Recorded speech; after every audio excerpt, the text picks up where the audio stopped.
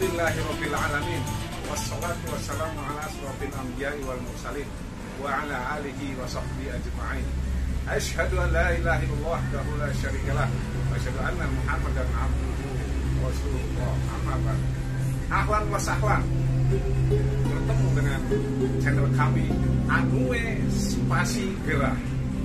Baik, sebelum melanjutkan video ini, kami mohon klik like and comment, juga klik warna merah subscribe-nya. Oke, terima kasih.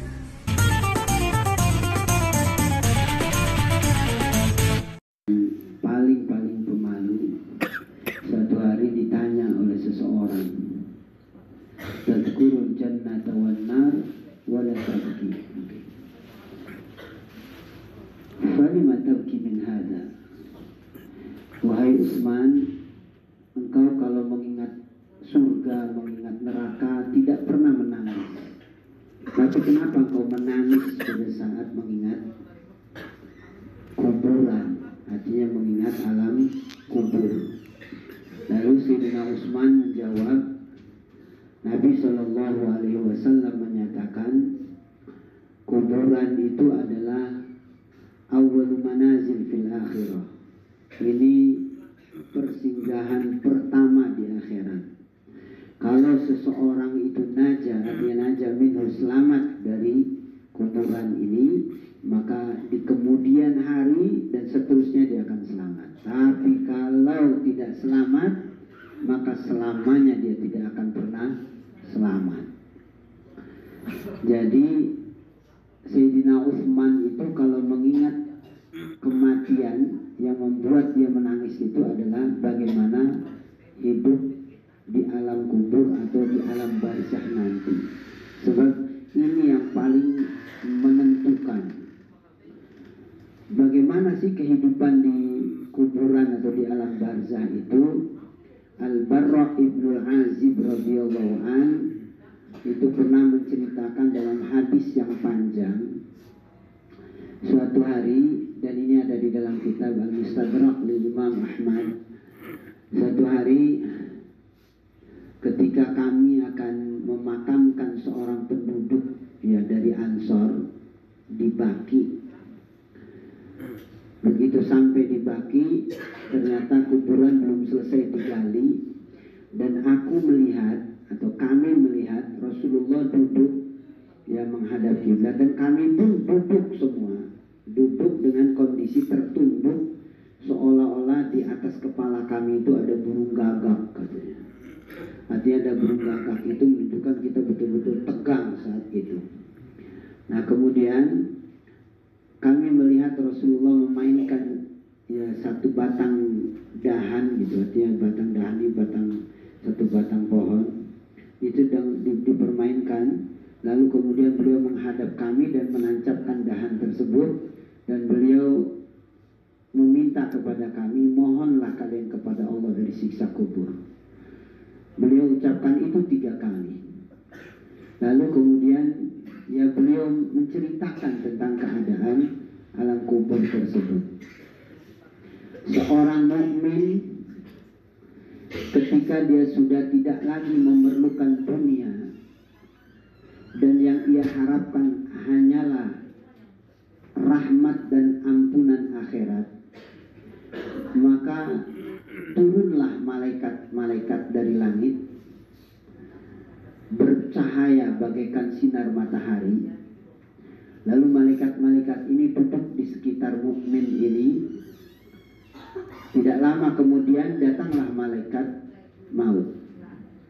Dan malaikat yang datang lebih awal ini, di antara mereka ada yang membawa kain kapan dari surga.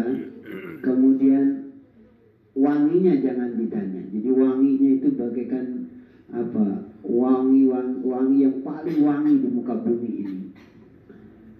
Lalu malaikat maut datang dan kemudian mengatakan, wahai jiwa yang tenang, wahai ruh ya, yang dicintai Allah, keluarlah. Maka dicabutlah ruh dari dalam tubuhnya itu dengan pelan-pelan, artinya dengan penuh kasih sayang, ya, ditarik, lalu kemudian ruh ini diberikan kepada malaikat yang ada di sekitarnya itu, lalu dibungkus dengan kain kapan yang wangi tadi itu, lalu kemudian malaikat ini membawanya ke langit. Di langit pertama ditanya, siapa itu? Ini ruh si Fulan bin Fulan, disebut namanya dengan nama yang terbaik yang ia miliki. Jadi bukan nama gelaran gitu ya, tetapi nama asli dia disebut. Ya. Lalu kemudian dipersilakan masuk. Di langit kedua begitu, langit ketiga, sampai langit ketujuh. Barulah di hadapan Tuhan, di hadapan Allah, kemudian Allah mengatakan, catat nama si Fulan bin Fulan ini di dalam Illiyin namanya. Jadi Illiyin, ya itu Illiyin itu tempat catatan kebaikan catat. Lalu kemudian kembalikan ruhnya ini ke jasadnya di bumi, karena aku ciptakan dia dari tanah dan kembali ke tanah, dan akan kami bangkitkan pun dari tanah. Lalu dibawa ke bawah. Nah begitu sampai di bawah, jasadnya ini sudah dimakamkan di kuburan, artinya sudah ditanam. Ruh itu dimasukkan. Ruh dimasukkan, begitu sudah masuk, tiba-tiba datanglah malaikat. Lalu mengatakan, man rabbuka, siapa Tuhanmu? Makanya saat-saat akan meninggalkan kuburan kan ada talqin, artinya dibacakan talqin. Ya, kalau kita paham terjemahannya itu memang ya menggetarkan jiwa gitu ya. Jadi nanti ketika datang dua malaikat, kamu jangan khawatir, kamu jangan takut. Ketika dia bertanya, man rabbuka, jawab gitu ya. Man nabiyuka, jawab. Jadi ketika ditanya siapa Tuhanmu, dia mengatakan Allah Tuhanku. Siapa nabimu? Dan siapa orang yang mengajarkan tentang Allah? Muhammad sallallahu alaihi wasallam. Dari mana kamu tahu kalau dia adalah nabi? Dari Al-Quran. Allah subhanahu wa ta'ala yang beritahukan. Apa kiblatmu? Ka'bah. Lalu apa bacaan Al-Quran? Dan seterusnya pertanyaan. Tiba-tiba dari atas itu ada suara. Jawaban Fulan bin Fulan itu benar. Sekarang dekatkan katanya pintu-pintu surga itu. Lalu kemudian dibuka dan terlihat cahaya yang luar biasa bagus, dan kemudian kuburan ini terluas sejauh mata memandang gitu. Jadi kuburan yang sempit tadi itu kemudian menjadi luas. Nah, tiba-tiba datanglah seseorang laki-laki yang ganteng, wanginya luar biasa. Lalu kemudian dia mengucapkan salam kepada si mukmin ini. Ya, setelah mengucapkan salam, kamu akan mendapatkan apa yang dijanjikan. Lalu kamu siapa? Sepertinya kamu orang baik. Orang ini mengatakan, aku adalah amal solehmu. Berbahagialah engkau di tempat ini. Ya Allah, segerakan kiamat itu untukku, katanya. Sebab apa? Dia melihat suasana kayak begini ini sudah tidak tergambarkan betul-betul, artinya sudah nggak bisa diucap. Ya karena sama seperti Bapak Ibu mungkin kalau suatu saat mimpi, ya tiba-tiba melihat cahaya itu. Jadi ada ketenangan, ada kegembiraan di dalam hati, padahal kita nggak tahu di balik cahaya itu ada apa. Hanya cahaya, melihat cahaya saja, ya Allah, hati itu tenang sekali. Nggak bisa berucap-ucap sudah. Nah maka dia berharap agar kiamat itu segera tiba, agar aku bisa bertemu dengan orang tuaku, aku bisa bertemu dengan istriku, aku bertemu dengan anak-anakku, katanya. Masya Allah. Ya. Lalu bagaimana dengan mereka yang kafir itu? Kata Nabi, ya, mereka ini yang sudah tidak mengharapkan akhirat, tetapi yang diharapkan adalah dunia. Yang beliau katakan ini sebetulnya adalah saat-saat kematian sebetulnya. Cuma menggunakan istilah, kalau seseorang itu sudah tidak mengharapkan akhiratnya, diharapkan hanya dunia, maka malaikat datang dari langit itu membawa kain kapan dari gitu. Ya baunya Masya Allah. Ya digambarkan baunya itu seperti ya bau yang paling bau di bumi ini. Lalu mengelilingi orang ini, tiba-tiba malaikat maut datang. Dan malaikat ini kemudian membentak orang ini. Begitu dibentak, itu ruh yang ada di dalam tubuhnya itu seperti menggelegar, katanya tubuhnya itu panas, itu seperti ruh itu bergerak katanya di dalam tubuhnya. Bahkan digambarkan itu bagaikan besi di dalam kapas yang basah. Ada lagi yang menggambarkan itu ketika ruh dibentak untuk keluar itu bagaikan duri dalam daging dikeluarkan.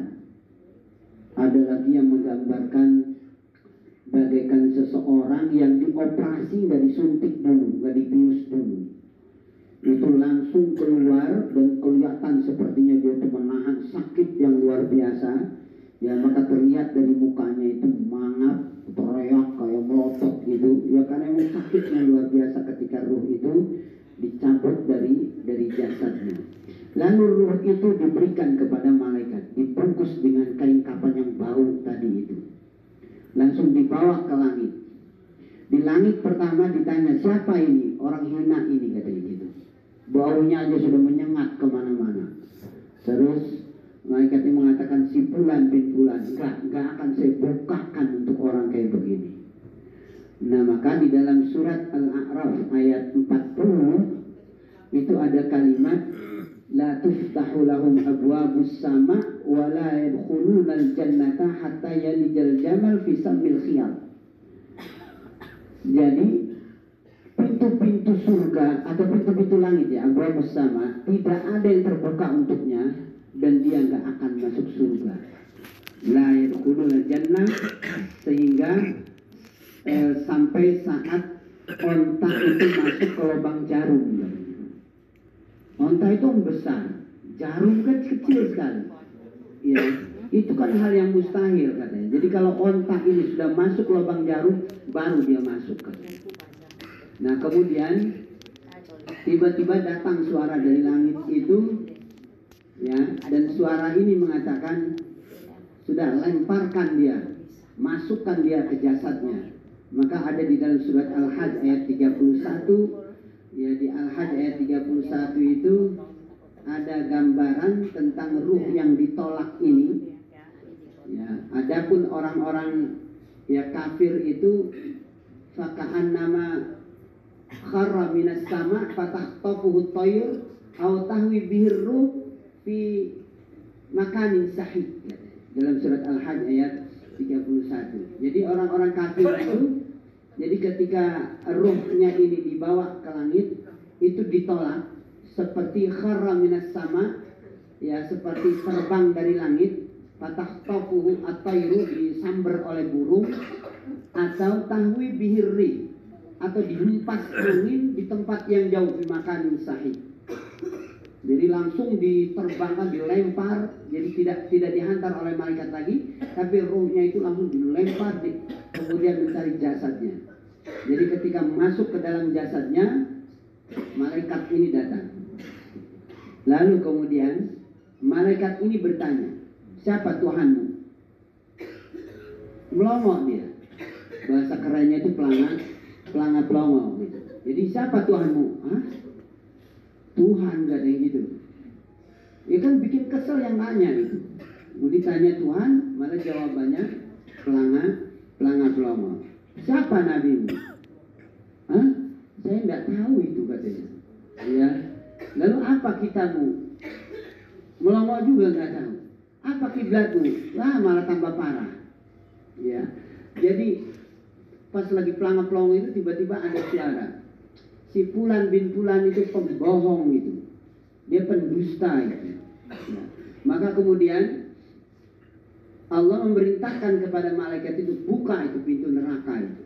Begitu dibuka, bau menyengat yang luar biasa terbuka, dan kemudian kuburan ini yang tadinya ukuran sekian tadi itu, bumi itu langsung menggencet sampai tulang-tulangnya itu satu dengan yang lain saling tusuk menusuk katanya, saling ya dibuat remak sedemikian rupa, dikuncet.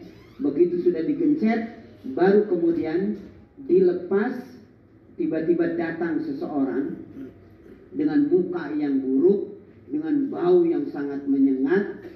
Lalu kemudian orang ini mengatakan kepada si kafir ini, ya, kamu sudah mendapatkan apa yang dijanjikan oleh Tuhanmu. Kamu siapa? Aku adalah amal burukmu yang akan menemanimu sepanjang hari. Dia teriak agar jangan ada kiamat, katanya. Wahai Tuhan, katanya, kalau bisa jangan ada kiamat. Sebab apa? Di alam kubur aja kayak begitu, apalagi nanti setelah kiamat. Ketakutan yang luar biasa. Oleh karena itu kita diajari oleh Nabi itu doa agar kita selamat dari siksa kubur. Bacalah tahlil sebanyak-banyaknya. Lalu kita minta kepada Allah, wa bihaqqi la ilaha illallah ya dakhaltu fi amanillah. Wa bihaqqi la ilaha illallah ajurtu min adzabil qabri. Wa bihaqqi la ilaha illallah jurtu min adzabin nar. Wa bihaqqi la ilaha illallah dakhaltu fi bahri ma'rifatika. Ya, jadi tahlil itu. Jadi ushidu ka ushidu hamlat arsyik wa jami malaikatik. Ya. Jadi kita bersaksi di hadapan Allah bahwa tidak ada ilah kecuali Allah dan Muhammad adalah utusan Allah. Nah, baru kemudian ya kita bertahlil di situ sebanyak-banyaknya ya agar kita selamat dari sentuhan api neraka. Oleh karena itu orang yang membiasakan seperti yang tadi saya sampaikan sebelum tidur membaca tabarak itu akan selamat dari sentuhan api neraka. Kemudian yang kedua, mudawamah al-wudu, artinya biasakanlah kondisi dalam keadaan berwudu agar kita dimatikan dalam keadaan husnul khotimah. Datangilah majelis-majelis ilmu, majelis-majelis yang baik, bergaullah dengan orang-orang yang soleh, ya agar pada saat kematian itu menjemput kita dalam posisi yang baik, dalam keadaan wudu di tempat yang baik, berteman dengan orang yang baik katanya. Sebab kalau sudah husnul khotimah, mudah-mudahan selamat dari kubur. Kalau sudah selamat dari kubur, maka selamat di akhirat nanti, artinya dari neraka nanti. Tetapi kalau seumpama kita nggak selamat, ya sudah sampai berikutnya nggak akan selamat. Wallahu a'lam bishawab. Ya mudah-mudahan bermanfaat. Aku lupa hadza. Wassalamualaikum warahmatullahi wabarakatuh. Kajian Ashar Hotel Misfalah tanggal 25 Agustus 2019.